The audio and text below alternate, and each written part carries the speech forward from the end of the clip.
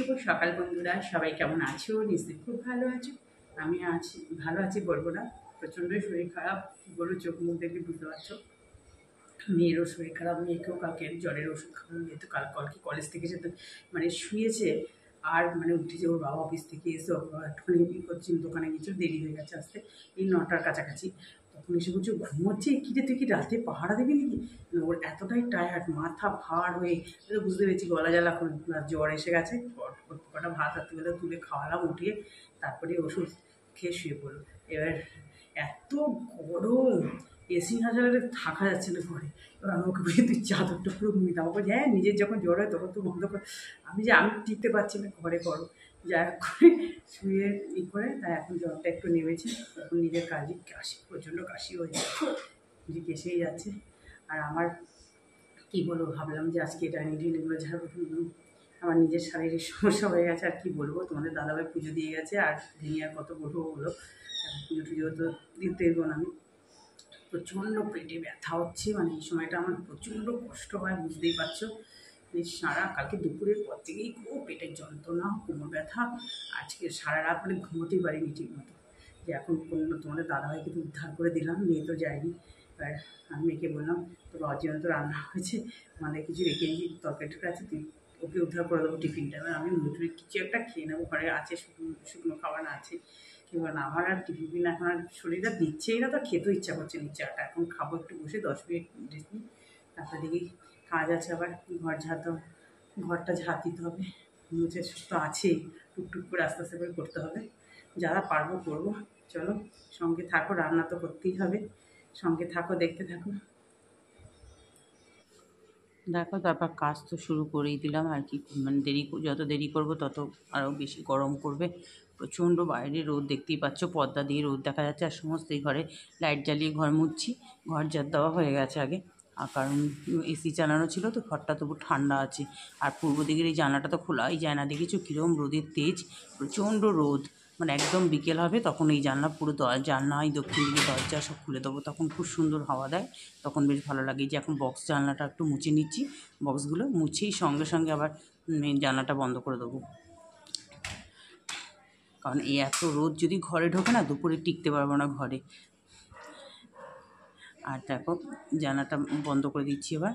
এই যে মোচা হয়ে গেছে, জানলাটা বন্ধ করে পর্দাটাও দিয়ে দেবো। পর্দাগুলো ভিতর থেকেই গরম হয়ে গেছে জানো, আর পুরো কালার একদম জ্বালিয়ে দিয়েছে।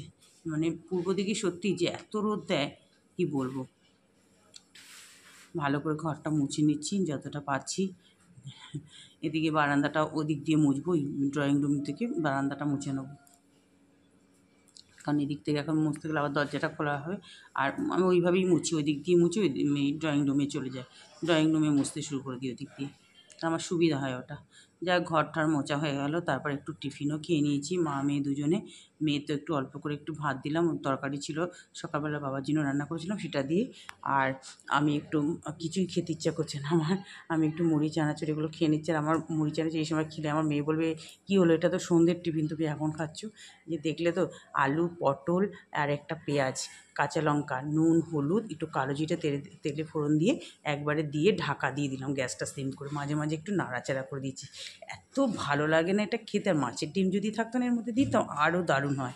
দেখো হয়ে গেল, খুব সুন্দর হয় জানো তো। এটা গরম ভাতে খাবে, শর্টকাট রান্না, কিন্তু দারুণ লাগে খেতে এটা।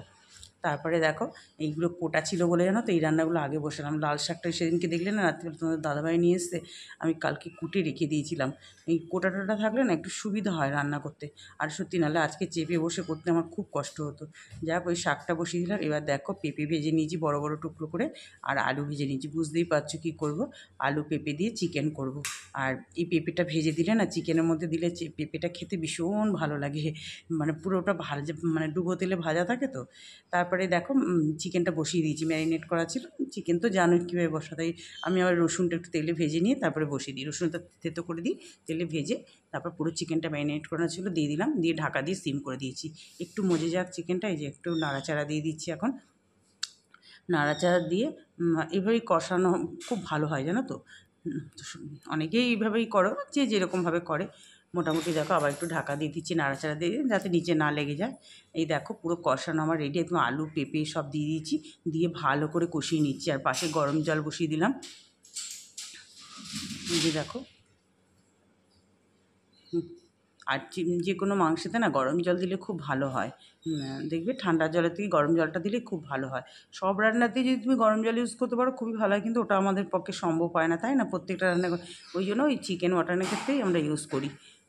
তারপরে দেখো এইখানে আবার ভাতটা বসিয়ে দিচ্ছি। ভাতটা রেডি করা আছে, পুরো চাল ধোয়া টোয়া সব ছিল, দিয়ে এবার ঢাকা দিয়ে বসিয়ে দিচ্ছি ভাতটা। আর দুটো একবারে হতে থাকুক, আমি ততক্ষণে আবার বাসন টাসনগুলো ধুয়ে নেবো। এই দেখো ওদিকে তো বাসন টাসন সব ধোয়া হয়ে গেল। আর দেখো আমার চিকেনও একদম পুরো রেডি, গরম মশলা টশলা দেওয়া হয়ে গেছে। কেমন হয়েছে বলো। এরপরে যেটা কঠিন কাজ রান্নার পর, রান্না করার থেকে আমার সবচেয়ে কঠিন কাজ তোমাদেরকে বলি, এই জায়গাটা পুরো মরচা অনেকটা বড়ো তো, পুরো ফ্লাপ। এটাতে এই একদিকটা দেখতে পাচ্ছ, এই দিকটা মাইক্রোওভেন আছে, ওইখানটায় আমি ফোনটা রাখি, তো ওই জন্য এই দিকটাই তোমাদের দেখতে পাও তোমরা। ভালো করে সমস্ত মুছতে হয়, নাহলে তেল পুজোর আগে, তো এই পুজোর আগে বলছি, সব তো মোছা হয়ে দেখলে সেদিনকে কিচেন টিচেন আমি কতদিন ধরে পুরো পরিষ্কার করলাম, নিট অ্যান্ড ক্লিন।